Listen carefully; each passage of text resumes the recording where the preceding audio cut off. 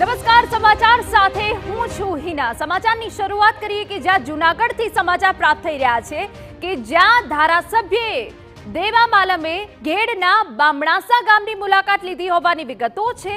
ધારાસભ્યની મુલાકાત દરમિયાન ગામના ખેડૂતો રોષે ભરાયા। પાડાના કામમાં ઢીલી નીતિ લઈ ખેડૂતોનો આક્રોશ સામે આવ્યો। ધારાસભ્યની હાજરીમાં ખેડૂતોએ અધિકારીને ફોન પર ખખડાવ્યા। ખેડૂતોની સમસ્યાના નિરાકરણ લાવવા ધારાસભ્યએ આશ્વાસન આપ્યું। દર વર્ષે ચોમાસામાં ઘેડ પંથકમાં સર્જાય છે સમસ્યા, છતાં હજુ સુધી કોઈ જ નિરાકરણ નથી આવ્યું।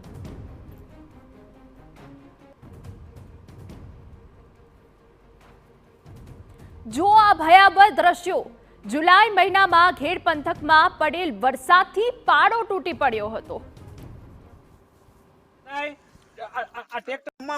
ચોમાહાની વાત ક્યાં કરો સાહેબ? ત્યાંથી ટ્રેક્ટરો 10 હાલતા હતા, ઈ કેટલા ફેરા કરે ને ડમ્પર કેટલા કરે, હિસાબ તો કરો। ડમ્પરના 3 ફેરા થાય, આ ટ્રેક્ટરના છે ને 100 ફેરા થાય। ટ્રેક્ટર તો ધીમું હાલે। હા, તમને ખબર પડે કે નહીં ડમ્પર વધારે હાલે કે ટ્રેક્ટર વધારે હાલે?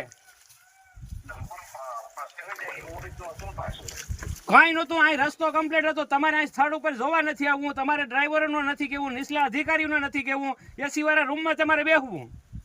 આ ખેડૂની જોઈ લ્યો એક વખત, જોવ તો ખોરા તમે એમ।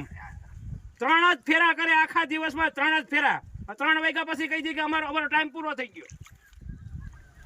અને ડીઝલ પૂરું થાય તીકડી ફોન કરે રાજકોટ કે ડીઝલ પૂરું થઈ ગયું, તો ડીઝલ નો આગલેથી ફોન કરાય કે ડીઝલ પૂરું થાય તો ફોન કરાય? તમે હુકામે ખેડૂતનું નામ લખો એમ? તમારે ગવર્મેન્ટને રૂપિયા કામ કરવું, તમારા પગાર પાછી કરવાનું છે। થોડીક દયા રખાય, દયા એમ। જુઓ આ ભયાવહ દ્રશ્યો જુલાઈ મહિનામાં ઘેડ પંથકમાં પડેલ વરસાદથી પાડો તૂટી પડ્યો હતો। પાડો તૂટી પડતા લોકોના ખેતરોને ભારે નુકસાન થયું હતું।